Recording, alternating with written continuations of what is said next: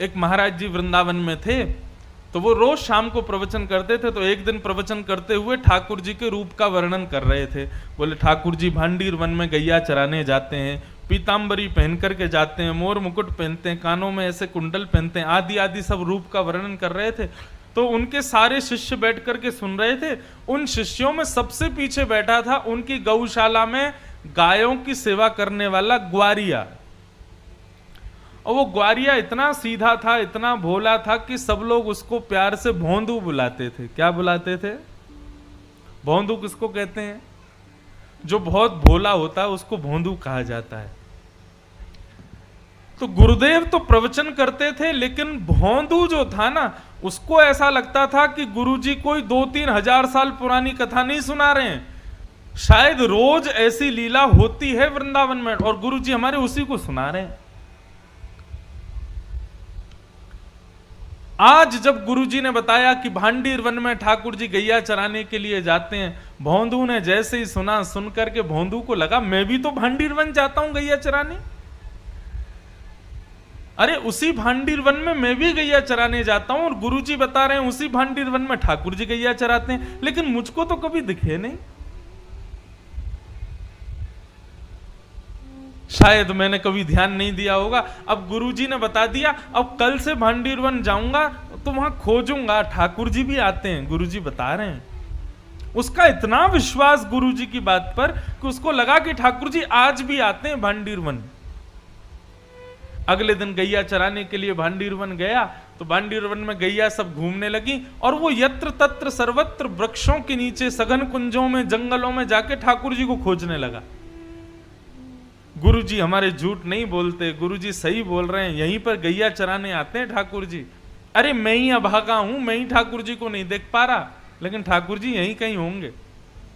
अब उसका इतना भोलापन, इतना सीधापन, वो सब जगह ढूंढ रहा था ठाकुर जी को, तो ठाकुर जी से रुका नहीं गया। अकेले जान भोंदू को अपनी गायों के समूह को लेकर के, तभी भोंदू देखता है कि सामने से विशाल गायों का समूह आ रहा है और उस गाय के समूह के मध्य में श्याम वर्ण के पीतांबरी पहने हुए ठाकुर जी उसकी ओर आ रहे हैं। ठाकुर जी को अपनी ओर आते देख भोंदू तो नाचने लगा, निमग्न हो गया, भाव में भर गया।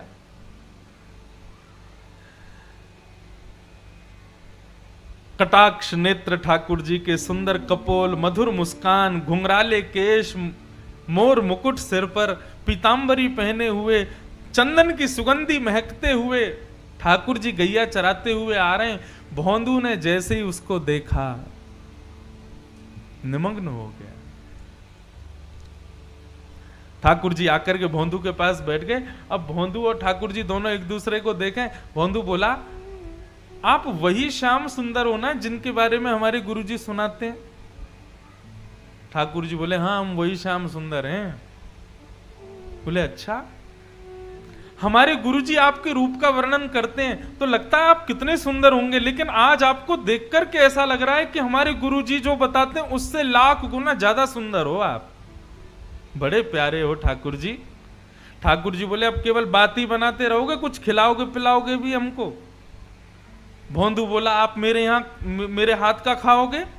बोले, हाँ हाँ हम खाएंगे, तुम खिलाओ। तो भोंदू पोटली में बांध के 2-4 रोटी ले गया था, ठाकुर जी के सामने प्रस्तुत कर दी। ठाकुर जी ने प्रेम से पाया। अब सारी रोटी भोंदू की खा गए और फिर भोंदू से बोले, और खिलाओ। भोंदू बोला, ये मैं तो 2 ही रोटी लाया था, इससे ज्यादा मैं खाता नहीं हूं। ठाकुर जी बोले, कल से और रोटी लाना, हमको भूख लगती है। और ठाकुर जी अपनी गैया लेके चले गए, भोंदू अपनी गैया लेके चला गया। भोंदू को लगा ठाकुर जी ऐसे ही आते हैं, सबसे मिलते हैं, वो तो मेरा ही दुर्भाग्य था जो इतने साल बाद मुझको मिले। भोंदू ने आकर के किसी को कुछ नहीं बताया, उसने गुरुजी से भी कोई चर्चा नहीं की।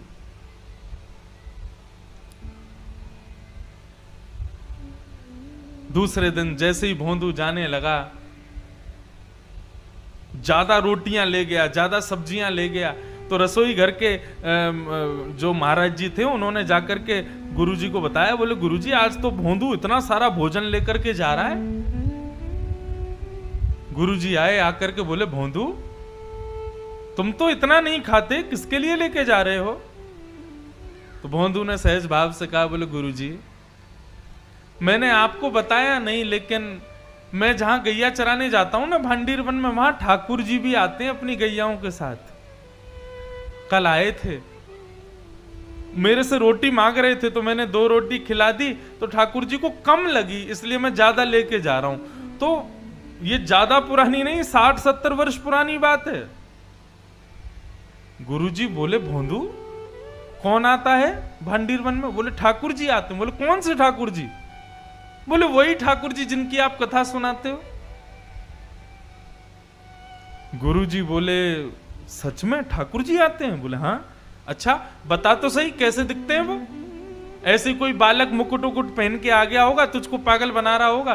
बोले नहीं गुरुजी मैं बताता हूं ना, बिल्कुल कमल जैसे उनके नेत्र हैं, जब वो मुस्कुराते हैं तो ऐसा लगता है मोतियों जैसे उनके दांत हैं, कानों में ऐसा कुंडल पहनते हैं, और गुरुजी सबसे बड़ी बात वे जब चलते हैं ना तो वो बाकी अदा से चलते हैं, और उनके पैर जब पृथ्वी पर पड़ते हैं ना, उसके बाद जब जैसे पैर हटाते हैं तो पृथ्वी पर एक अद्भुत सी सुगंधी सी उगने लगती है, एक अद्भुत सा दृश्य प्रकट हो जाता है पृथ्वी पर।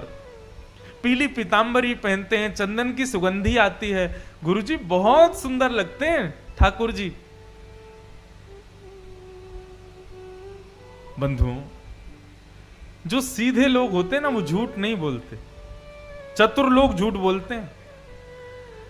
गुरुजी ने मन में विचार किया, कोई और मुझसे कहता तो मैं मानता नहीं, लेकिन भोंदू इतना सीधा है ये झूठ नहीं बोल सकता।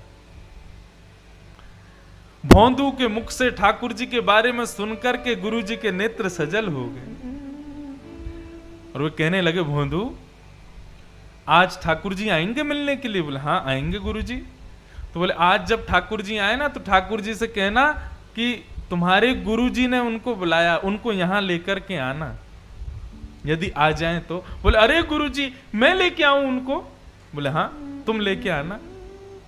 अब भोंदू को यहां भी ये लग रहा है कि गुरुकुल में इतने सारे चेले पढ़ते हैं गुरुजी के, मेरे से भी ज्यादा विद्वान चेले रहते हैं, गुरुजी किसी को भी कह सकते थे कि ठाकुर जी को ले आओ, लेकिन मुझसे ही क्यों कहा? उसको अब भी ये विश्वास नहीं हो रहा कि ठाकुर जी केवल उसी से मिलते हैं। उसको लगा सबसे ही मिलते होंगे, लेकिन गुरुजी ने मेरे को योग्य जान के मुझसे कहा कि ठाकुर जी को लेके आना। भोंदू तो नाचता गाता हुआ पहुंच गया भांडीर वन। जैसे ही ठाकुर जी आए, ठाकुर जी आके बोले अरे भैया भोंदू जल्दी रोटी खिला। अब भोंदू तो तैयारी करने लगा, पत्तल में रोटी रखने लगा, गुड़ रखने लगा, अचार रखने लगा, दही रखने लगा, और रखते रखते बोलने लगा ठाकुर जी आज एक प्रार्थना करूं? बोले हाँ बोलो। बोले हमारे गुरुजी आपसे मिलना चाहते हैं, आप हमारे साथ आज हमारे गुरुकुल चलोगे? ठाकुर जी बोले देख हम तेरे सखा हैं, तेरे मित्र हैं, तेरे गुरुजी से हमको कोई मतलब नहीं है, तुझसे मिलेंगे, तेरे संग बैठेंगे, तेरे संग खाएंगे, तेरे संग रहेंगे, लेकिन गुरुजी से नहीं मिलेंगे हम। चरण पकड़ लिए भोंदू ने, बोले वो मेरे गुरुजी हैं, मैं तो आपको जानता ही नहीं था, मैं तो इतने वर्षों से यहां गैया चराने आ रहा हूं, लेकिन मैंने कभी आपको देखा ही नहीं। गुरुजी ने बताया कि भांडीर वन आप आते हो गैया चराने, तभी तो मैंने आपको देखा।